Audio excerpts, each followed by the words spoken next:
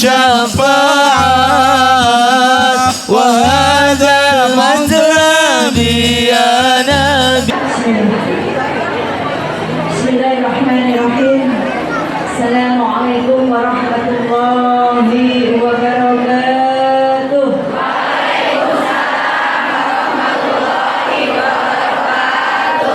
Bismillahi masyaallah, la yasriqul khair ilallah. Bismillahi masyaallah, la yasrifu su' ilallah. Bismillahi masyaallah, ma kana min ni'mati fa min Allah. Bismillahi masyaallah, la haula wa la quwwata illa billahil aliyyil azim. Doa ini ibu-ibu semuanya yang diucapkan oleh Nabi Hidr, Nabi Ilyas.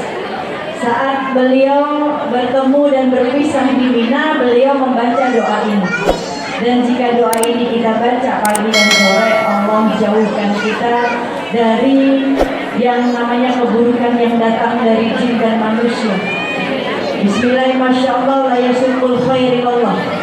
Dengan menyebut nama Allah, segala hal yang terjadi atas kehendak Allah, tidak ada yang memberikan kebaikan itu datang dari Allah.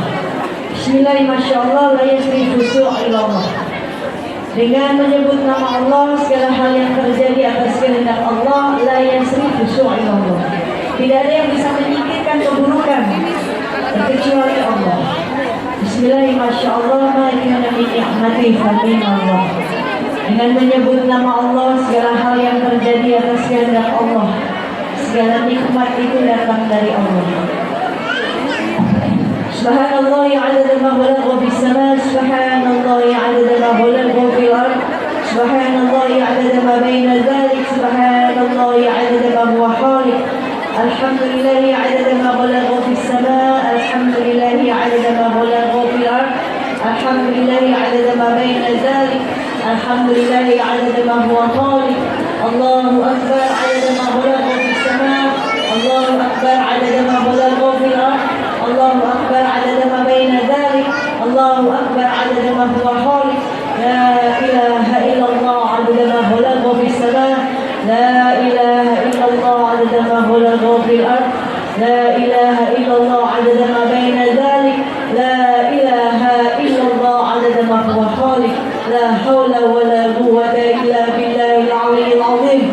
Adada ma balagha fis sama, la haula wa la quwwata illa billahil aliyyil azim. Adada ma balagha fil ard, la haula wa la quwwata illa billahil aliyyil azim. Adada ma baina dzalik, la haula wa la quwwata illa billahil aliyyil azim.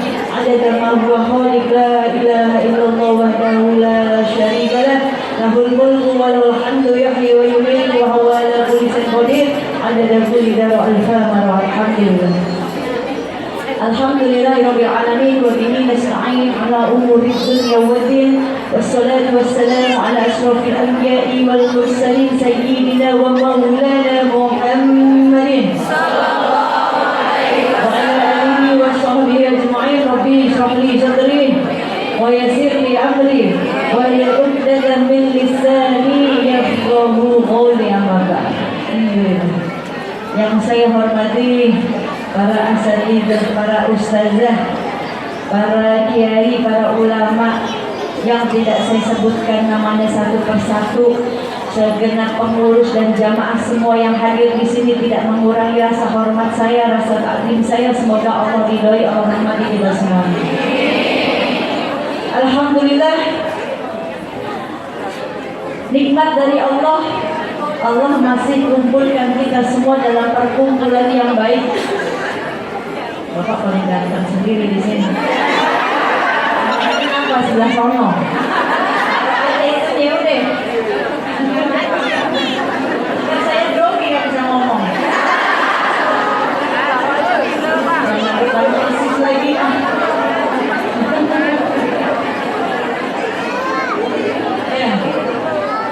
Allah berikan kita nikmat sehat. Sehat semuanya ibu-ibu.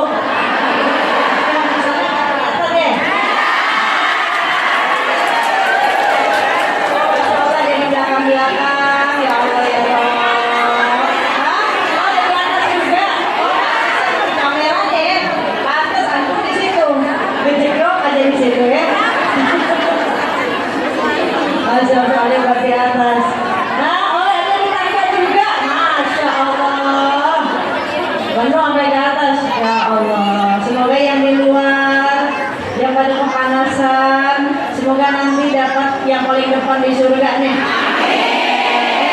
Semuanya insya Allah kita bukan hanya duduk di sini, tapi insya Allah kita bisa sama-sama duduk di surganya Allah. Allah berikan kita nikmat yang mungkin orang lain nggak dapat nikmat seperti ini. Bisa duduk di majelis ilmu, ya. Insya Allah semoga duduknya kita di sini pulang, ya bukan hanya sebatas kita duduk berjam-jam berlama-lama, tapi pulang kita bawa manfaat. Pulang Allah kasih hidayah kita. Pulang Allah ridho sama kita, Allah perbaiki kita, perbaiki iman kita. Karena kita paling tahu iman kita ini naik turun, betul nggak? Iman kita naik turun, kalau lagi kencang-kencang, lagi turun banget turunnya. Ya banyak turunnya tuh kan pada ngaku. Ya, ini iman kita, maka salah satunya kita sering hadir majelis, berkumpul dengan orang soleh. Setidaknya kalau kita belum jadi orang soleh, kumpul sama orang-orang soleh dan kecipratan solehnya kan gitu. Nah, ini, maka ini kita dikasih kemudahan untuk langkah kita hadir di majelis. Barang siapa yang meniti jalan menuju majelis menuntut ilmu, maka Allah akan mudahkan jalannya nanti ke surganya Allah. Ini Masya Allah, alhamdulillah. Salawat dan salam untuk manusia mulia baginda Nabi Muhammad SAW. Semoga kelak kita mendapatkan syafaat di yaumil qiyamah. Ibu-ibu semuanya yang saya muliakan, alhamdulillah, mohon maaf jika terlambat. Tadi sudah di jalan, cadar saya ketinggalan, bukan nggak lucu saya turun pakai cadar. Bisa lupa karena anak saya lagi sakit di rumah, jadi riwa banget urusin anak dulu. Ya, jadi begitu udah nyampe mobil, nyampe tengah di tol, kok kayak ada yang lupa apa ya kan gitu ya. Biar kok cadar saya ketinggalan. Hah? Di jalan beli udah di tol, di mana belinya? Akhirnya kita keluar lagi, baru digojekin di jalan. Alhamdulillah, Allahul ladzi la ilaha illa huwal alimul ghaibi wasyahadati warahmanur rahim. Dialah Allah, tidak ada Tuhan selain Dia yang Maha mengetahui yang tak tampak, yang gaib, yang tak tampak oleh manusia. Dialah Allah yang Maha pengasih dan Maha penyayang. Kalau yang tak tampak oleh manusia tapi Allah lihat, Allah tahu, itu apa, Bu? Kita nggak tahu, tapi Allah paling tahu. Yang nggak tampak oleh diri kita, tapi Allah pun tahu banget keadaan kita. Allah kan Maha mengetahui, Maha paling tahu. Yang kita nih, mata kita nggak bisa lihat satu sama lain, yang nggak bisa paham, nggak bisa tahu satu sama lain. Kira-kira apa, Bu? Hati. Selain hati apa? Hah? Amal mah bisa dilihat. Kadang orang beramal aja bisa terang-terangan, betul nggak? Apa kira-kira yang satu sama lain nggak bisa tahu, disembunyiin? Pikiran, dosa. Ibu nggak tahu dosa saya, ya. Kalau ditampakkan sama Allah, saya dosa-dosa saya, Pak, gak jadi mau pindah.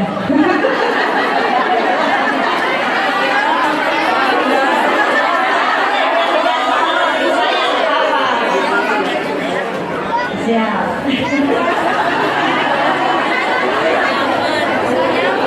Jujur, Bu, saya mulai gak bisa ngomong kalau depan saya ada laki-laki. Ada yang risih, makanya gak apa-apa, perempuan semuanya. Jadi kalau saya diundang jamaah perempuan, ada jamaah laki-laki di belakang dah, gitu ya, biar perempuan semuanya. Dan biasanya kalau ruangannya tertutup saya buka cadar, tapi karena banyak laki-laki, banyak kamera, ngeri. Ya, dosa yang nggak terlihat, tapi Allah tahu nggak kira-kira?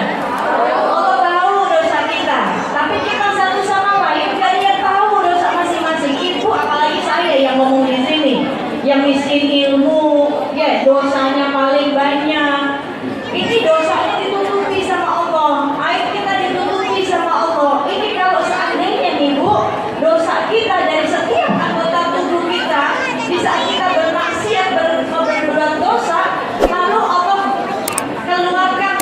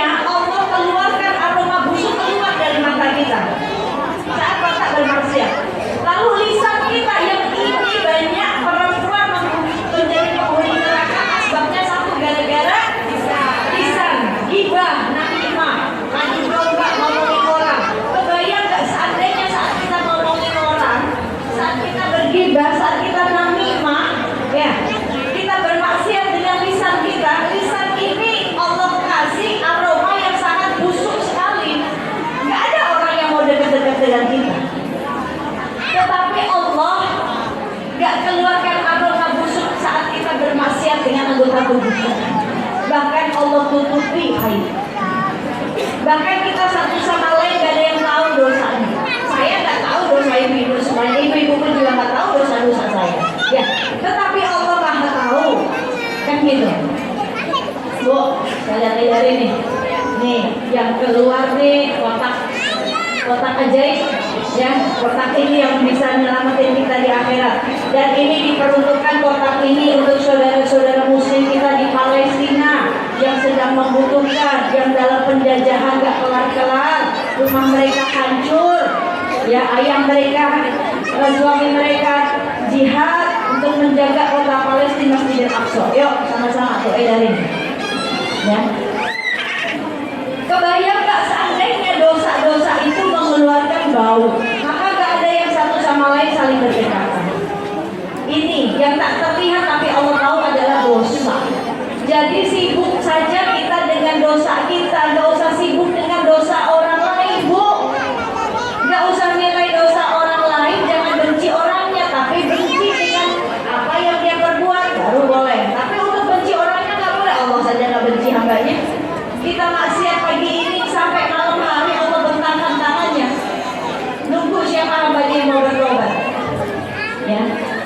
Lalu yang kedua apalagi, Bu, yang gak terlihat oleh diri kita tapi Allah tahu. Apa tadi? Hati kita ini satu sama lain gak ada yang tahu. Saya gak tahu keadaan hati ibu-ibu. Mungkin di belakang ada hatinya yang lagi galau banget. Ada yang hatinya lagi sumpah, betul nggak?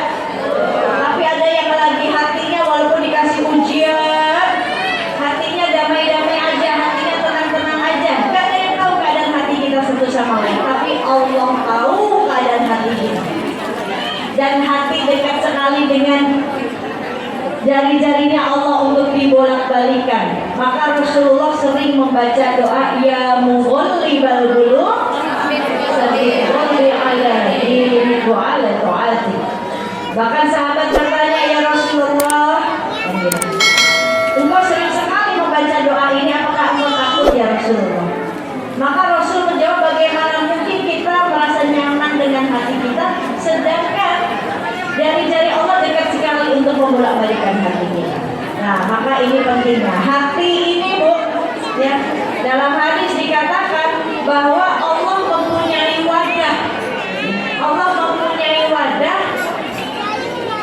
dari para penghuni bumi. Wadah itu adalah hati. Dan hati ini tempat pandangannya Allah. Hati itu tempat Allah memandang. Bu, namanya tempat, namanya wadah. Ini saya ada gelas nih. Saya mau nuangin air di gelas ini. Kalau gelasnya kotor, saya nggak akan nuangin air buat saya minum di gelas yang kotor. Ya, itu.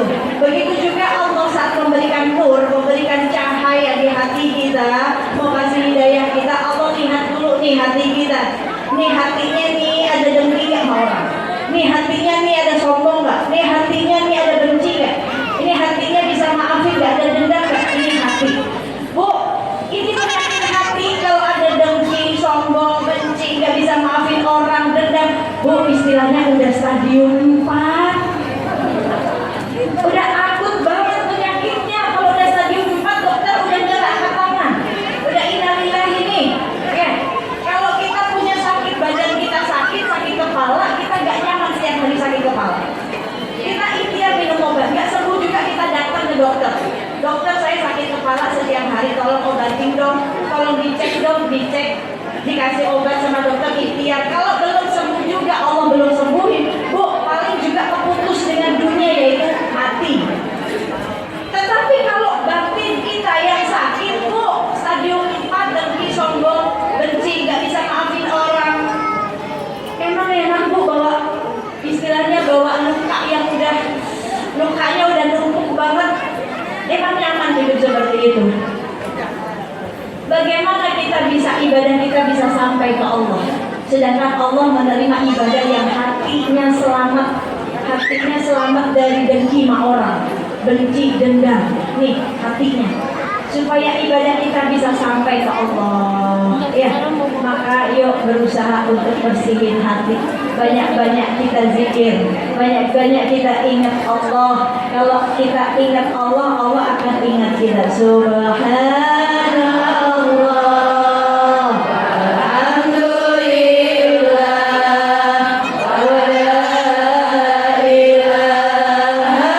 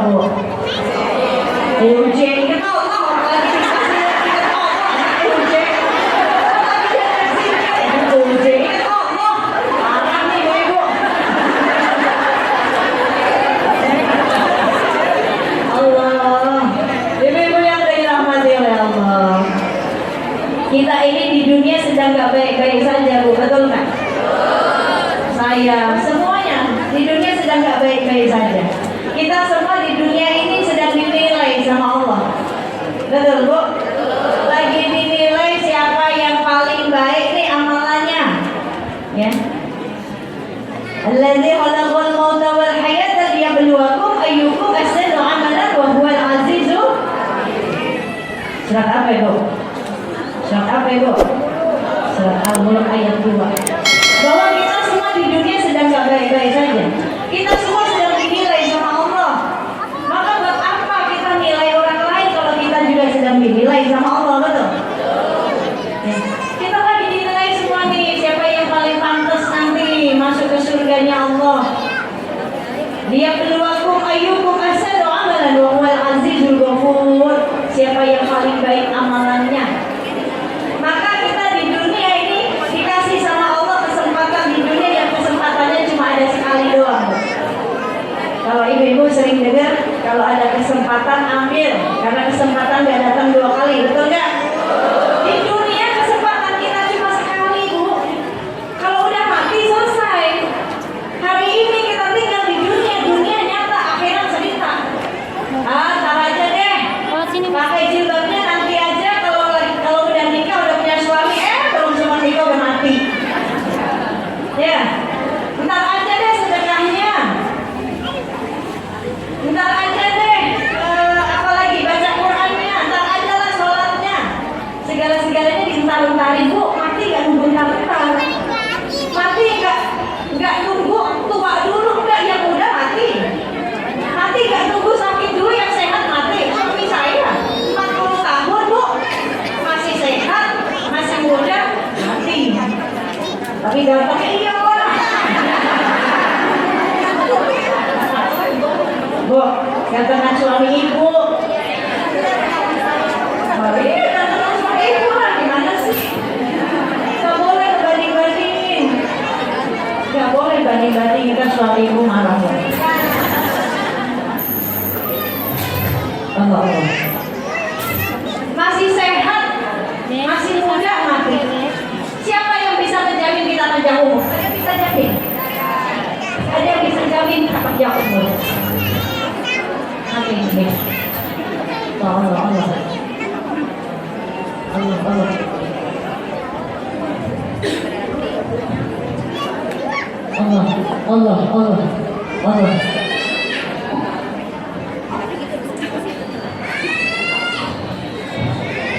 Allah.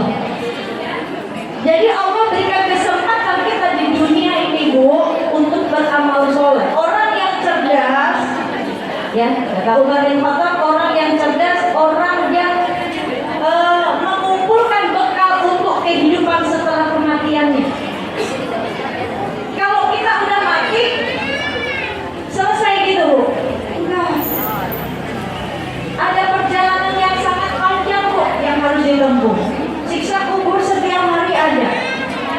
Namanya perjalanan panjang tuh kita butuh kendaraan, Bu. Betul nggak? Saya dari rumah saya Cibubur sampai ke Cikarang butuh kendaraan. Kendaraan kalau nggak ada bensinnya bisa jalan nggak? Nggak bisa jalan. Bahkan di dalam mobil pun saya bawa bekal. Tadi digorengin dulu tuh sosis sama pembantu saya, karena saya belum sarapan, udah buru-buru. Dibekelin, ya. Dibagi-bagi, mati. Harus ada bekalnya dalam perjalanan yang panjang. Allah.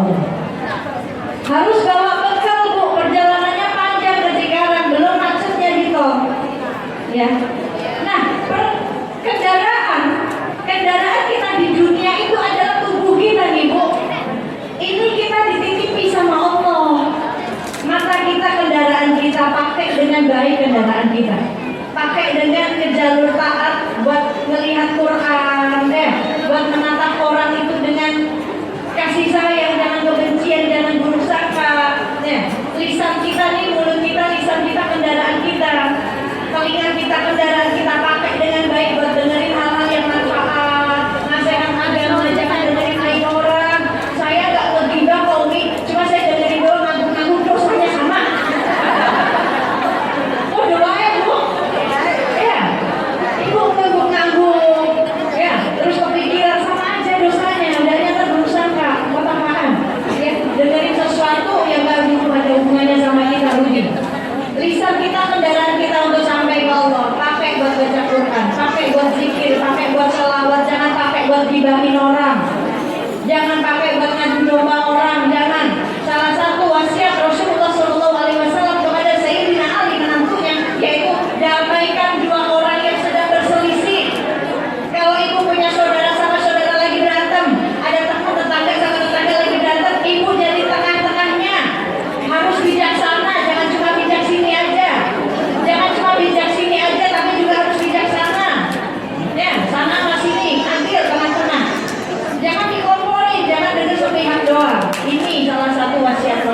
mendamaikan dua orang yang berselisih. Itu dipakai semua anggota tubuhnya. Ini kendaraan kita, mumpung sehat, pakai buat ibadah, pakai buat taat kepada Allah. Karena kalau Allah sudah ambil waktu kita, Bu, di dunia, terus kita belum siap dengan bekal kita, sedangkan perjalanan setelah kematian itu panjang, Bu. Mereka orang-orang yang sudah meninggal duluan, Bu, itu mereka nungguin sampai kiamat semua dibangkitkan. Berarti perjalanan mereka itu kan panjang, lama. Setiap hari ada siksa kubur, setiap hari ada pertanyaan. Nah, kita perjalanan kita singkat, nggak ada yang tahu besok siapa yang duluan. Ibu mau duluan silakan. Saya belakangan aja. Kan gitu, nggak ada yang tahu. Nah, maka selama di dunia ini kendaraan kita dipakai buat ibadah, pakai buat sholat. Kita sholat dapat pahala nggak? Dapat. Itu bahan bakarnya, itu sholat. Kendaraan kita butuh bahan bakar. Ya, mobil kalau nggak ada bensinnya nggak akan jalan. Ini kendaraan kita butuh dikasih bahan bakar. Bahan bakarnya apa? Sholat. Dengan sholat kita sehat, tubuh kita, Bu. Gerakan-gerakan sholat itu menyehatkan tubuh kita. Ya. Bahan bakarnya sholat. Kalau kita sholat dapat pahala nggak? Dapat pahala nggak kalau kita sholat? Itu fotonya yang kita bawa. Mata kita pakai buat lihat Al-Quran. Ya. Kendaraan kita nih, kita isi bahan bakarnya dengan apa? Mata kita pakai buat baca Quran. Baca Quran dapat pahala nggak? Dapat, itu fotonya. Kan gitu. Lisan kita pakai buat baca Quran, buat sholawat, buat zikir. Dapat pahala nggak? Dapat, itu fotonya. Kan gitu. Nah, kalau kendaraan ini nggak dipakai buat ibadah, terus mau dipakai buat apa? Maksiat, sayang sekali. Dunia nyata, akhirat cerita. Ya. Tapi kalau kita udah mati, baru tubuh akhirat nyata. Oh, ada siksa kubur setiap hari yang harus saya alami. Oh, ternyata di dunia, coba kemarin di dunia saya sholat, coba kemarin di dunia saya baca Quran, coba di dunia kemarin saya sedekah, coba di dunia kemarin saya taat. Bu, udah Tuhan minta sama Allah satu hari dihidupkan di dunia, nggak akan mungkin. Kan gitu. Nah, ini kesempatannya di dunia. Maka yuk, sama-sama kita semua ini sedang ikut lomba lari. Lomba lari yang finishnya kalau nggak surga neraka. Nah, kita mau finish di mana, Bu? Semua orang pasti pengen finishnya di surga. Ya, kita semua lagi lomba lari, Bu. Capek pasti lomba lari, namanya lari. Tapi kalau kita ngos-ngosan, kita capek, kita istirahat dulu sebentar boleh, asal jangan kita mundur lagi. Atau nggak mau maju, putus asa sama rahmat Allah. Maksudnya gimana? Kalau kita di dunia dikasih ujian, Bu, dunia itu tempat kita bersusah payah dengan segala ujian-ujian kita. Tempat kita berlelah-lelah di dunia. Tetapi jangan kita putus asa, maju lagi. Kalau kita maju lagi, Allah semakin maju ke kita. Kalau kita dengan berlelah-lelah di dunia, tapi kita sabar, kita yakin bahwa tempatnya kita ini bukan cuma di dunia, yang abadi nanti di surga, maka jalan kesusah payah di dunia ini akan kita lewati. Kan gitu. Nah, ini ibu yang dirahmati oleh Allah. Di sini kita mau membicarakan tentang bagaimana Rasulullah SAW sudah mengajarkan kita arti ketulusan, arti cinta, arti pengorbanan. Wow, kenal Rasulullah enggak? Kenal enggak? Kenal apa cuma tahu doang? Hah? Kenal apa cuma tahu doang? Tahu sama kenal beda loh. Hah? Tahu sama kenal beda. Ibu tahu saya sih. Gimana saya? Ibu tahu saya di sosial media.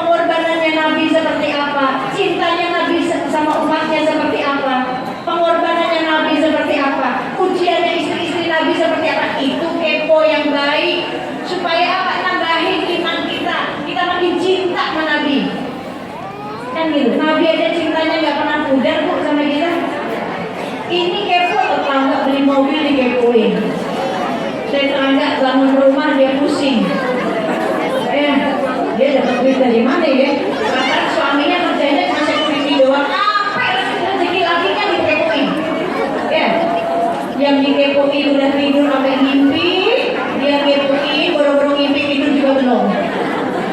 Stres sendiri bu, rugi gak kira-kira hidup begitu? Itu kepo gak baik ngapain? Kepoin kehidupan artis, kenal juga kagak bu? Emang dapat apa saya tanya?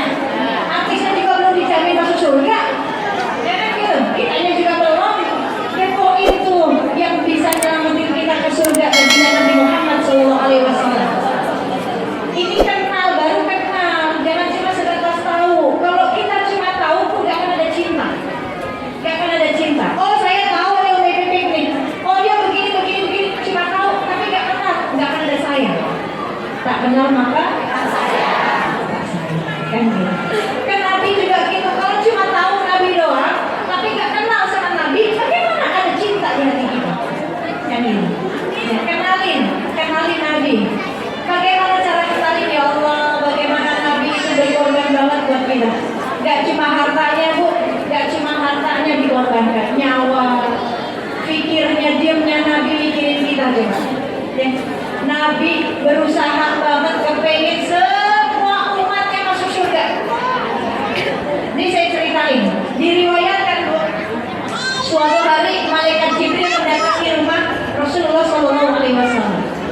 Ya Rasulullah, hari ini Allah mengobarkan api neraka ya Rasulullah. Dan semua malaikat takut, maka aku datang menemuimu untuk bertabaruk kepadamu karena aku tahu engkau manusia yang paling dicintai oleh Allah.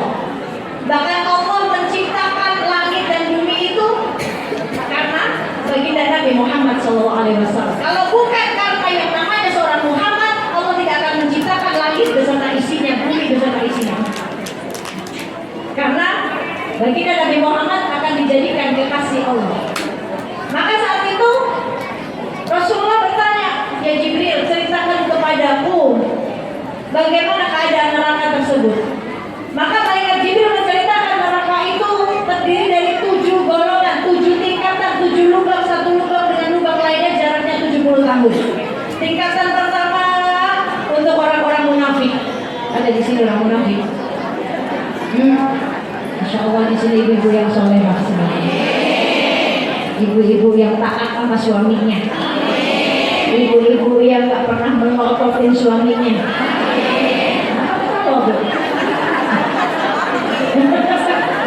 Ibu-ibu yang gak pernah ngomong kencang depan suaminya.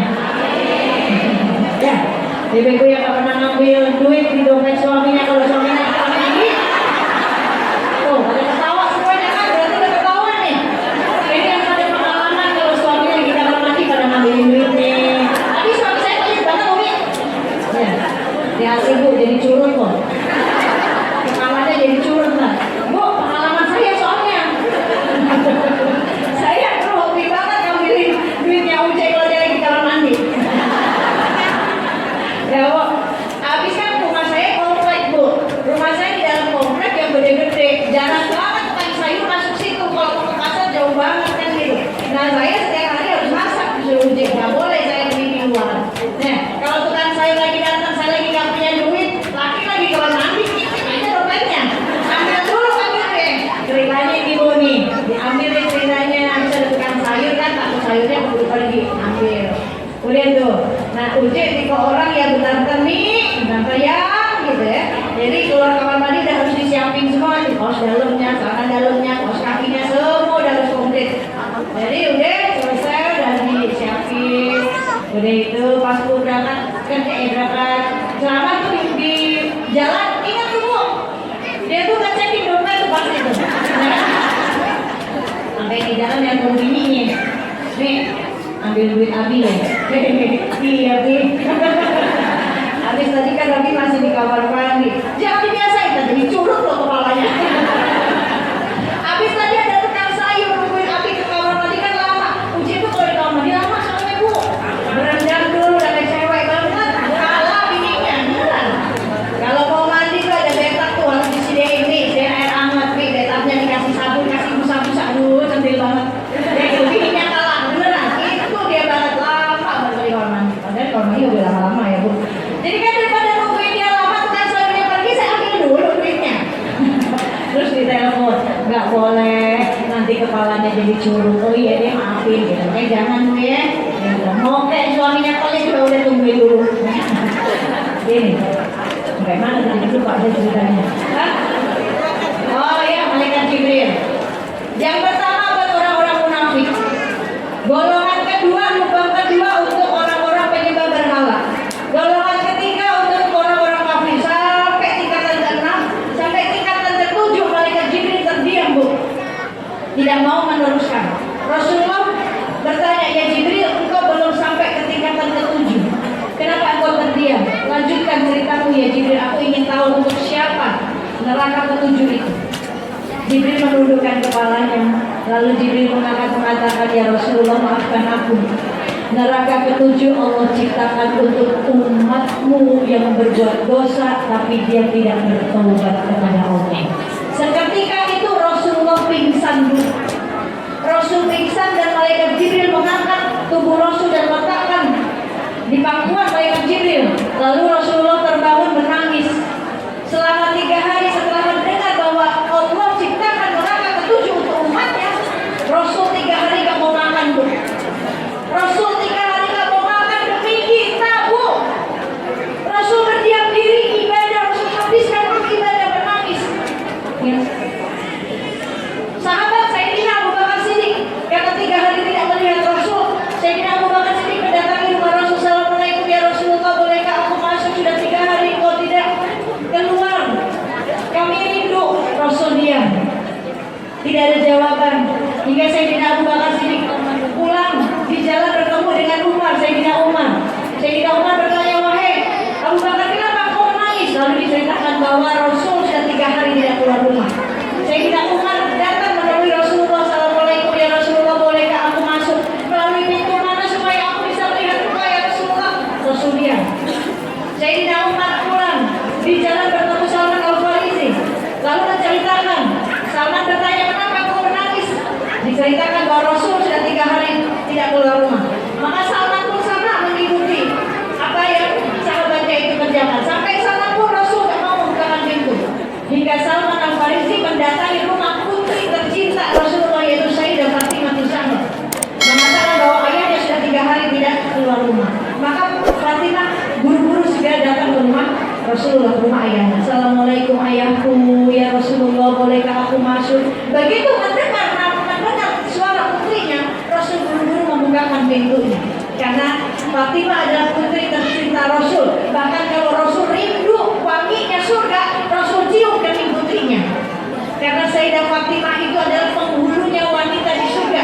Pemimpinnya kita nanti di surga itu Sayyidah Fatimah. Ya.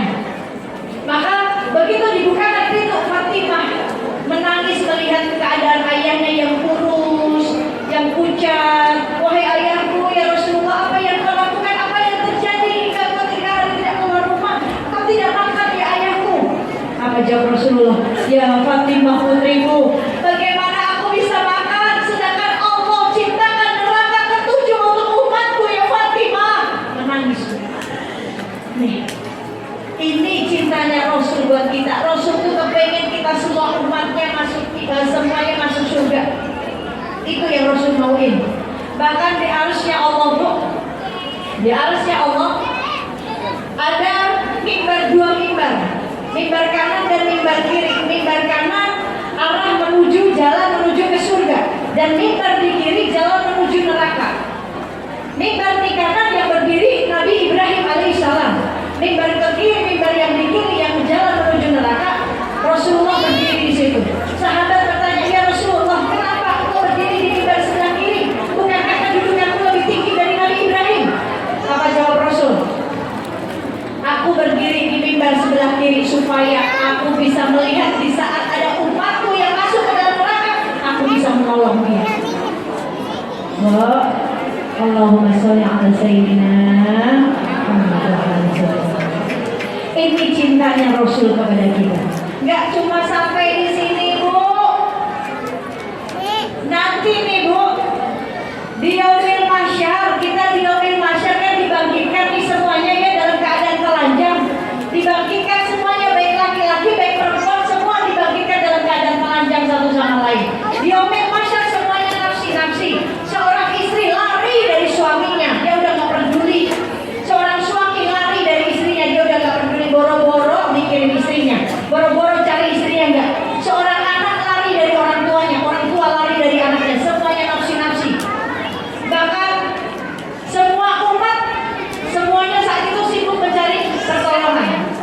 hadis satunya ya. Masih banyak. Ada berapa ya sekarang?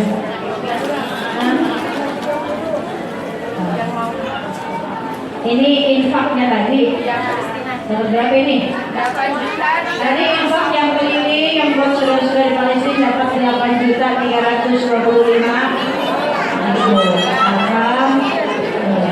bagi yang mau lagi nanti di terakhir. Jadi lupakan saya. Sampai mana tadi?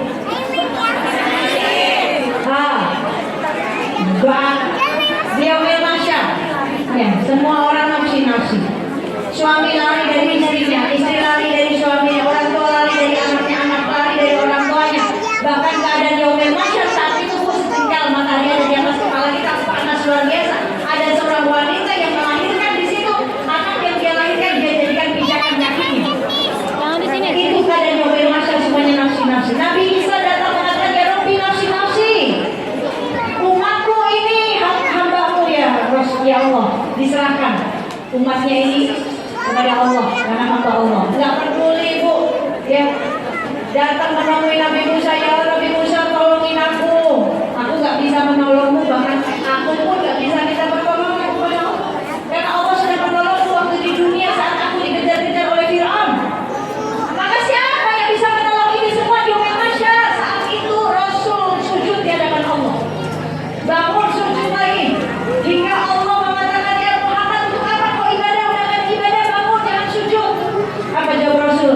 Aku memohon kepadamu ya Allah, selamatkan umatku ya Allah, ampuni dosa umatku ya Allah, mereka ketakutan, mereka kepanasan, ampuni dosa umatku ya Allah, tolong selamatkan mereka. Nih Rasul. Bahkan diriwayatkan suatu hari Rasul pernah tidur istirahat di rumah istrinya Ummu Aisyah. Suatu hari di malam hari Ummu Aisyah terbangun, tidak dilihat Rasulullah SAW, tidak dilihatnya Rasulullah. Maka dicari oleh Ummu Aisyah, kemana Rasulullah? Ternyata Rasulullah ada di dalam masjid sedang sholat. Ditungguin lama sekali sholatnya, satu malam bisa 1000 rakaat Rasul sholat. Bahkan Rasul membebaskan sorbannya, ya. Rasul tobat satu malam, Rasul bisa 100 kali tobat lebih hingga kakinya bengkak. Selesai sholat, Ummu Aisyah bertanya, ya Rasulullah kapan kau tidurnya ya Rasulullah? Istirahatlah sebentar saja. Engkau kan manusia yang masuk gak punya dosa. Apa yang kau lakukan ya Rasulullah? Untuk apa? Istirahatlah, tidurlah. Apa jawab Rasul? Ya Aisyah, jikalau aku tidur bagaimana siapa yang akan menangisi umatku ya Aisyah? Itu jawab Rasul. Tapi ya Rasulullah, aku perhatikan engkau dalam satu malam, satu hari engkau bertobat bisa 100 kali tobat dari kakimu hingga bengkak. Untuk apa kau lakukan ini? Engkau manusia yang gak punya dosa. Untuk apa kau bertobat hingga kakimu bengkak 100 kali tobat dalam satu malam? Apa jawab Rasul, bu? Aku bertobat ini aku lakukan jikalau hari ini ada umatku yang dicabut nyawanya sama Allah, dia belum sempat bertobat. Aku jadikan tobatku ini untuk menambah tobat umatku ya Aisyah. Bu, ini yang dilakukan Rasul buat kita. Pengorbanannya, penderitaannya kita Rasul udah pikirin. Bahkan sakit sakaratul mautnya Rasul, dicabut nyawanya Rasul, yang kekasih Allah masih merasakan sakit. Rasul mengatakan, ya malaikat mintakan kepada Allah jangan sampai rasa sakit kematian ini umatku merasakan juga. Dan aku saja. Segini cintanya Rasul sama kita. Lalu apa yang udah kita berikan buat agama kita ini? Apa yang udah kita berikan buat kita bangga punya Nabi? Ya Nabi aja bangga dengan umat kayak kita, ya. Terus kita apa yang sudah kita berikan? Bikin bu Nabi itu senang, bikin Nabi senang. Jangan tempokin kotoran dosa terus. Jangan bikin Nabi sedih dengan nasihat-nasihat dari kita. Nabi sudah bersusah payah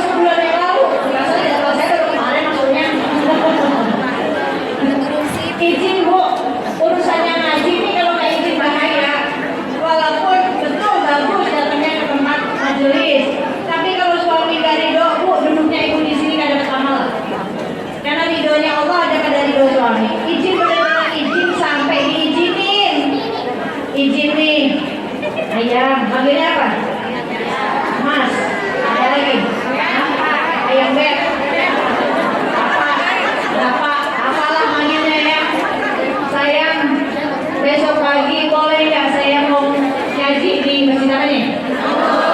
Hah? Masjid An-Nur. Ada Umi Pipik, nama saya dibawa-bawa. Benar nggak? Ya, berarti ngajinya kata saya, bukan karena Allah. Kalau masih bawa-bawa nama orang, ngajinya bukan karena Allah. Boleh nggak ngaji? Udah gitu aja, nggak usah bawa nama saya. Karena kalau saya nggak datang, kan saya semua diviralin saya. Udah kalau mau izin Pak, saya mau ngaji. Udah karena Allah aja, jangan bawa-bawa. Mau saja Halimah kek, mau saja siapa kek, nggak usah bawa-bawa. Udah ngaji aja karena Allah. Ya, ayang, saya mau ngaji nih, gitu ya. Ada Umi Pipi, nama saya dibawa nggak apa-apa lah. Kali ini saya maafin. Kali ini saya ridho. Ya, boleh nggak? Tiba-tiba karena suami lagi nggak kerja, Ma, besok saya lagi cuti, pengen di rumah, temenin aja ya udah. Ya, papa sama papa kan setiap hari ketemu. Sama Umi Pipi saya nggak pernah ketemu, nama saya lagi dibawa-bawa. Ya, suaminya udah mulai kesel nih Bu, mukanya udah mulai berubah nih. Ini bini nggak tahu banget ya. Ya, suami lagi pengen di rumah, pengen disayang-sayang, lagi pengen manja mungkin sama istri. Ya, Ma udahlah di rumah. Kebetulan juga papa lagi gak enak badan nih. Ya udah, papa sakit apa? Nih, mama kasih obat. Masih ya Bu, masih berusaha. Ya, masih berusaha. Sampai suaminya nge-live lagi. Ma, biasanya Umi Pipi itu suka live loh. Ya, di media sosialnya suka live. Udah aja duduk di sini sama papa, lihat live-nya kan sama aja. Kan gak bisa apa? Kayaknya kurang gimana gitu. Masih ngeyel istri. Ya, sampai akhirnya suaminya bilang apa? Terserah. Oh, kira-kira diridoin nggak Bu? Hah? Diridoin, terserah itu diridoin nggak? Itu terpaksa Bu, suami karena kasihan sama bini. Mana udah beli dress code, jilbabnya udah baru, ya. Kasihan banget kalau nggak dipakai nanti, kan gitu. Tuh suami yang baik Bu, ya. Suami istrinya pede banget tuh. Udah bilang suaminya terserah, istrinya kepedean. Makasih ya ayah, ya Allah. Ya Robi, baik banget ayah datang di sini. Suami ditinggalin antara lagi kesel sebenarnya hatinya. Ya, terus tahu gitu deh kemarin saya nggak cuti deh, gitu kan. Nanti kan saya cuti sama yang lain, kan gitu. Ayo, gimana coba? Nah, kan? Ada gitu saya apa yang mau disalahin? Kan gitu. Ini. Tetapi kalau suaminya ridho Bu, suaminya izinin, ini amanah ridhonya ini dijaga. Udah datang selesai ngaji, dia udah pulang, jangan kuyuk lagi. Jangan ke pasar lagi, jangan ngopi-ngopi cantik lagi. Ya, tuh kan rame berarti anak-anak semua nih. Habis ngaji pada kuyuran semuanya. Nah, baru nyampe udah makan bakso, tuh kan. Enak bener suami di rumah kelaparan, dia gini makan bakso, egois banget ya kan istri ya. Nah, jangan dijaga amanahnya Bu, jangan udah begitu selesai ngaji, ke mallnya baru bilang, Pak, mama ada di mall, Bu bukan izin, pengumuman. Pengumuman ke suami gitu.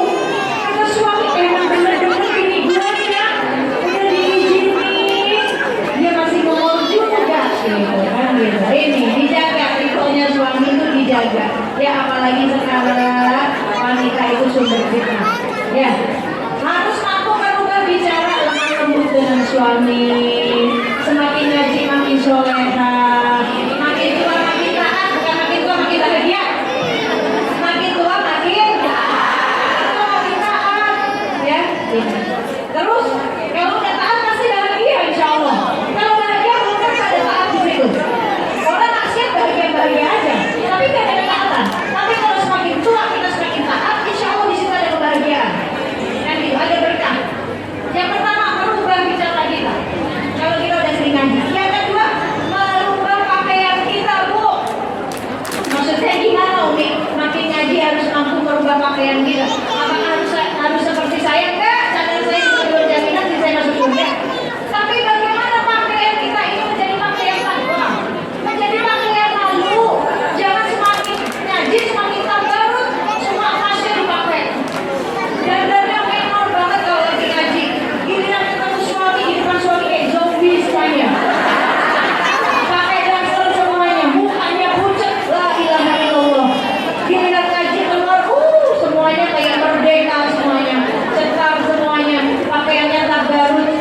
Jadi akhirnya pada saingan, yang ini pakai dress code ini, yang ini pakai dress code ini, saingan buat apa sih Bu? Kita mau ngaji bukan buat fashion show.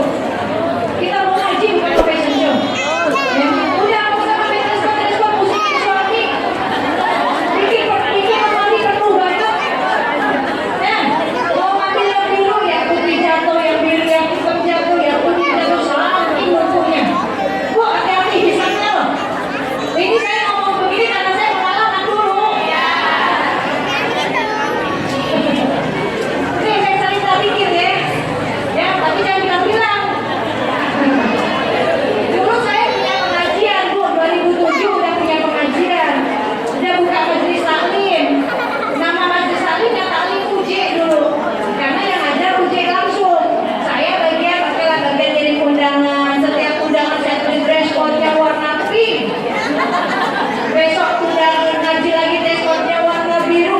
Sampai kata UJ nih, bikin pusing aja sih. Bukan kamu yang pusing, aku yang pusing. Lagi biburnya nih. Kenapa harus pakai dress code sih? Biar di fotonya cakep tahu pilih kan. Kasih begitu nih Bu. Ya Allah Bu, lemari saya bagus banget nih. Ya kan? Pink, biru, hijau, merah. Macam-macam warna ada kayak pelangi. Ya, Bu, setelah kejadian 2014 di saat firman saya terbakar semuanya dihisap sama Allah, habis deh kan Bu ini. Habis Bu. Ternyata kita pilih pusing suami kalau pakai dress code. Kalau nggak punya dress code masa iya pusing utang sih Bu? Kita berangkat masuk nih. Bu ya, janganlah Bu udah pakai hitam aja dia tuh bagus banget. Bu, hitam itu warna pakaian sunnah buat perempuan. Hitam itu misterius Bu. Ya, hitam itu lambang ketawajuan. Gak ketahuan tuh punya baju 12, baju 10 itu aja dipakai. Ibu kalau mau ke rumah saya buka lemari saya itu bajunya cuma paling 15 biji. Hitam semua, 15 Bu, baju saya 15 biji. Ya, karena saya dulu lemari saya lemari uji saingan. Tapi begitu kebakaran habis semua di situ baru tahu, ya Allah, seandainya nggak dikasih ujian seperti ini, sudah berapa lemari lagi saya tambahin pakaian saya. Ya, kalau seandainya nggak ada kebakaran ini, ya Allah, saya mungkin dihisapnya paling terakhir Bu. Satu baju berapa lama? Kamu beli bajunya nih pakai duit apa nih? Nah, ngutang nggak nih? Udah lunas belum? Waktu pakai baju begini kamu sombong atau enggak? Oh, ini ngeri banget Bu. Dan sekarang tuh udah lama. Ya bajunya itu lagi. Kalau ini udah dipakai, besok bisa pakai ini lagi. Dan gitu. Cukup Pak Bu, cuci piring pakai. Jangan gitu. Jadi pakaian menjadikan pakaian kita takwa, pakaian malu. Ya, bukan kita semakin tabarut, semakin menampilkan kecantikan kita, tapi bila suami ucat semuanya, nggak mau dandan. Bagaimana mau jadi ratu bidadari di surga kalau di rumah aja udah nggak mau jadi ratu bidadarinya, kan gitu. Di rumah dulu jadi ratu bidadari. Menjadi pakaian malu. Waktunya habis 10 menit lagi, oke? Ya. Pakaian yang terakhir Bu, pakaian malu sama siapa? Malu sama pemimpinnya para wanita di surga. Siapa tadi? Fatimah Az-Zahra, putri Rasulullah. Bu, putri Rasulullah ini menjadi penghulunya di surga. Bahkan nanti Allah pilih beliau jadi pemimpin wanita di surga, yang membawa kita di surga itu nanti pemimpinnya beliau. Ya, beliau itu wanita yang disebutkan oleh Rasul yang tidak memandang laki-laki dan tidak dipandang laki-laki. Itu Sayyidah Fatimah. Saat Rasul memberikan pertanyaan kuis kepada semua jamaah laki-laki, bagaimana ciri wanita terbaik, wanita yang dimuliakan oleh Allah, gak ada yang bisa menjawab. Maka Sayyidah Fatimah begitu suaminya menyampaikan tadi, ayahmu memberikan pertanyaan seperti ini tapi gak ada yang bisa jawab. Maka Fatimah mendatangi ayahnya dan menjawab, aku tahu apa pertanyaan, jawaban dari pertanyaanmu wahai ayahku. Wanita yang terbaik yang dimuliakan Allah, yang tidak memandang laki-laki dan tidak dipandang laki-laki. Rasul tersenyum dan Rasul mengatakan, itu ada pada dirimu wahai putriku. Maksudnya seperti apa yang tidak memandang dan tidak dipandang? Saat ada laki-laki mandangin kita, kita tuh risih Bu, buru-buru pergi, bukan saat di tempat ini. Ada di HRT nih, sama kita sendiri kayak gitu. Langsung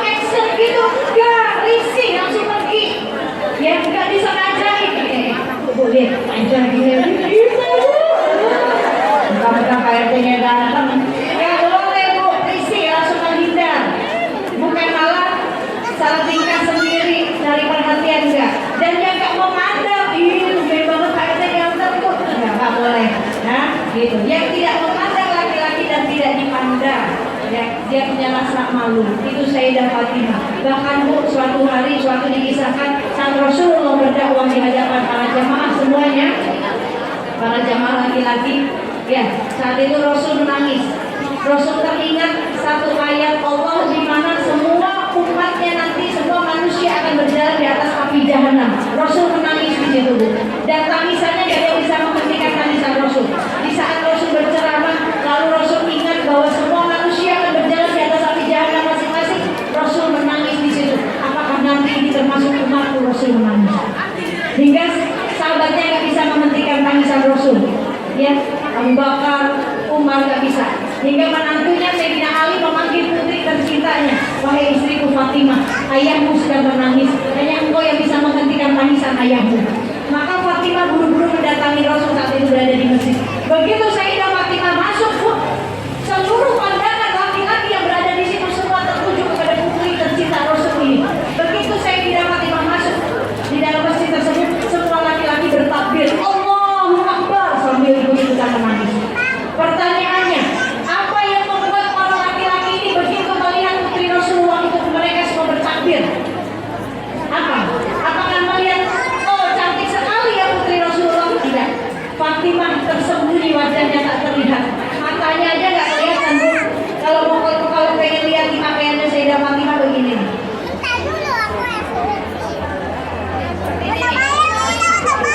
Ini pakaiannya Sayyidah Fatimah. Dia tidak terlihat wajahnya, matanya juga nggak terlihat. Ini sadar paling, sadar paling seperti ini, wanita paling pakaiannya seperti ini, benar-benar mengikuti saya. Jadi saya dikasih sama guru saya, kamu belum sanggup untuk pakai seperti ini. Saya masih eksis. Ya. Mereka bertakbir menangis. Apa yang menyebabkan? Apakah kecantikannya enggak? Kulitnya saja enggak terlihat. Fatimah begitu menyembunyikan wajahnya, menyembunyikan tubuhnya. Tetapi apa yang membuat mereka laki-laki ini menangis bertakbir? Pakaian yang dipakai oleh Fatimah, Bu, banyak sobek-sobek, Bu. Banyak tambalannya, 20 tambalan lebih. Sobek-sobek dijahit lagi, ditambah lagi, gitu. Padahal yang memimpin kita di surga, penghulunya wanita di surga pakaiannya seperti itu. Nah kita dijamin masuk surga juga belum, Bu? Betul nggak? Lalu terus kita mau bertabaruk, mau mengumpulkan pakaian bermewah-mewahan dengan pakaian kita, nggak manfaat. Malu dengan Sayyidah Fatimah. Bahkan Sayyidah Fatimah, Bu, nanti nih saking dia menjaga tubuhnya, bahkan saat beliau melihat ada jenazah digotong yang sudah dikain kafan tetapi tidak ditutup dengan keranda, ya, tidak ditutup dengan burung batang, Fatimah menangis membayangkan dirinya, mengatakan kepada Asma ini adalah putri dari Sayyidina Abu Bakar Siddiq, sahabat Rasul, wahai Asma, aku sedih seandainya aku digotong seperti itu, tubuhku terlihat, postur tubuhku terlihat, aku digotong tapi tidak ditutup dengan keranda. Kan ada tubuh ya orang yang meninggal sudah ditutup kain kafan tapi tidak ditutup dengan keranda, ya. Nah Fatimah menangis, aku tidak mau postur tubuhku terlihat oleh orang lain, padahal sudah ditutup kain kafan. Kalau lihat postur tubuh kan berarti gemuk, terus panjang pendeknya aku terlihat. Fatimah menangis, Fatimah nggak mau. Bahkan nanti di saat aku mati, kuburkan aku di malam hari supaya orang tidak melihat dosaku. Ini saking beliau menjaga auratnya, Bu. Nanti nih di yaumil mahsyar Allah panggil, Allah berseru kepada kita semuanya, para penghuni mahsyar, wahai ahli mahsyar, kalian semuanya tundukkan kepala kalian, pejamkan mata kalian, jangan ada yang menggadangkan kepala kalian, jangan ada yang membuka mata kalian, karena Fatimah bintu Muhammad akan melewati sirat beserta para pecintanya, para rombongannya. Mana para pecinta Fatimah? Silakan melewati sirat bersama Fatimah. Gak ada yang boleh melihat satu pun. Gak ada yang boleh melihat. Dan kita tahu sirat itu bawahnya api yang menyala-nyala. Tapi saat Sayyidah Fatimah berjalan, tidak ada api, dingin, semuanya berjalan dengan para pecintanya, dengan para rombongannya. Semoga kita ada salah satu di rombongan tersebut. Ya, ayo mulai rubah pakaian kita. Sudahlah, sederhana saja kalau mau ngaji, luruskan